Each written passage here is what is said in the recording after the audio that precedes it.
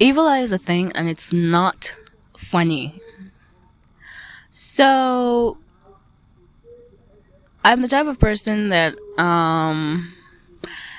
I listen to a lot of podcasts, and the topic, I follow a lot of pretty women and beautiful women, and the topic of evil eye and jealousy has always been something I'm interested in. And today one of our teachers was talking about how when you're going to graduate or when you're studying a course that is very highly held in regard, regarded highly, that you need to be on the hush hush, that don't tell anybody until it has really finished, because people will give you evil eye and you'll be thinking, why are all these obstacles coming up for me to graduate, and you don't know why, but it's probably some people giving you evil eye because they don't want you to succeed. And in Africa we call this our village people are hindering us or something. But sometimes it's not even your village people, honestly. It could be in your family, or it could just be your best friend or something, just the people around you, the people you surround yourself with. That's why it's so important to surround yourself with quality people who want to see you rise, and they're also rising. Because it's just normal when you see somebody rise and you're not rising, you don't want them to rise too. But when you're rising, you can want them to rise too, because you're also focused on your own thing and you're also rising. Like attracts like. And so, evil eye is a thing, and especially as a woman who is attractive or who is a beauty standard, you attract a lot of eyes. And some people might look at you and be like, oh, she's so pretty, but they don't know that they don't know that they even have evil eye. In their heart they just think, oh, she's pretty, but what kind of eye and what kind of tongue they have, you don't know. And this kind of thing is spiritual. Somebody can actually look at you and admire you purely without any jealousy or anything, but can still inflict evil eye on you. That is why you have to stay protected. You have to be on your P's and Q's on prayer and meditation and self-care and relationship with God and everything, because this life is very spiritual. It's very has to do with the unseen, things we can't see, more than things that we can see, believe it or not. And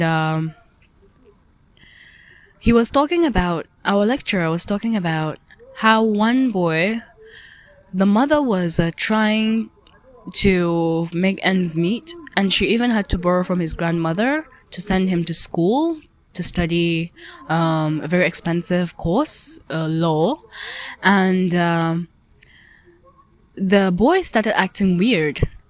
He would refuse to study. He would be like, Mom, don't disturb me, I don't want to study, and slam the door in her face and stuff like that. And she's like, she needs help because she really has spent so much money on it, and he's almost graduating, that she needs help. What is going on? He's never like this is weird.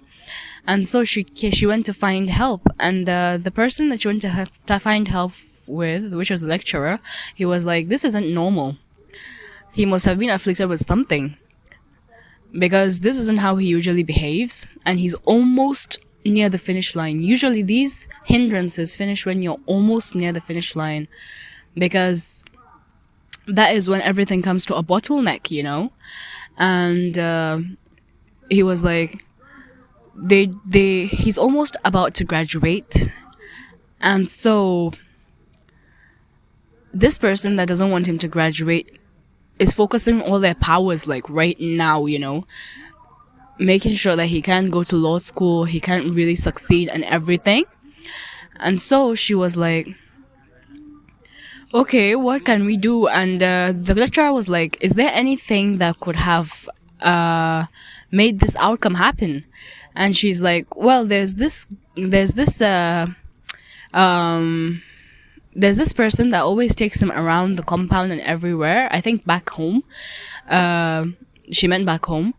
That this guy is a lawyer. This guy is gonna become a lawyer. This guy is a lawyer, and he hasn't even graduated yet.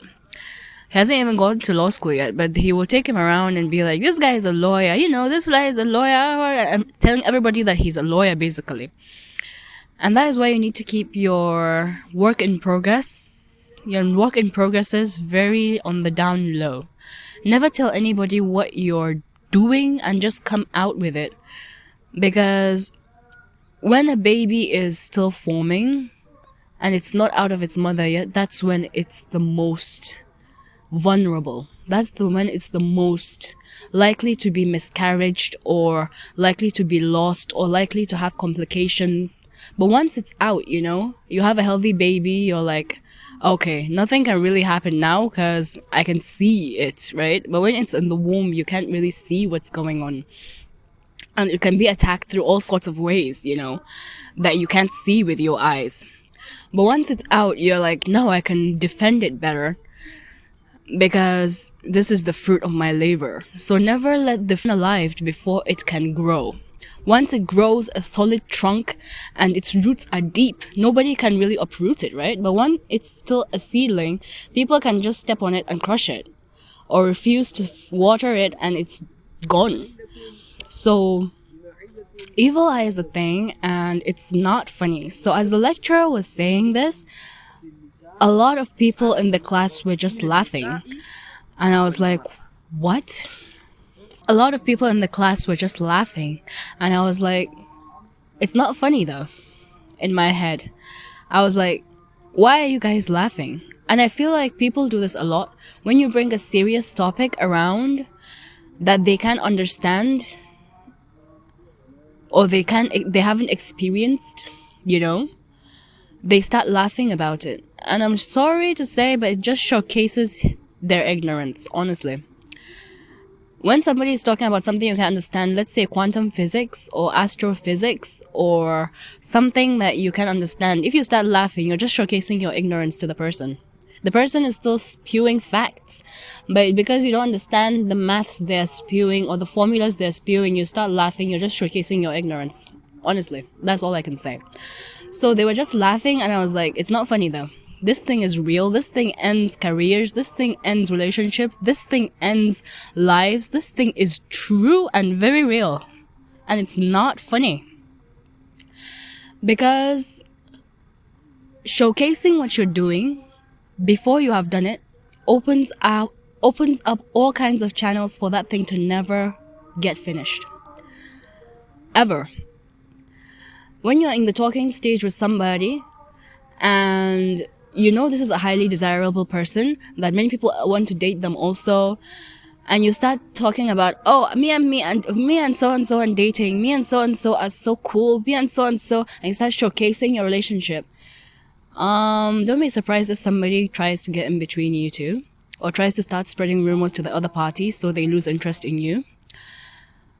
When something is budding, when something is when something is still fresh, you don't expose it to contaminants. And every other eye is a contaminant on that thing. Even if you think that person is on your side, you never know people's true core. So, exposing something dear to you, especially, to too many eyes when it's still young,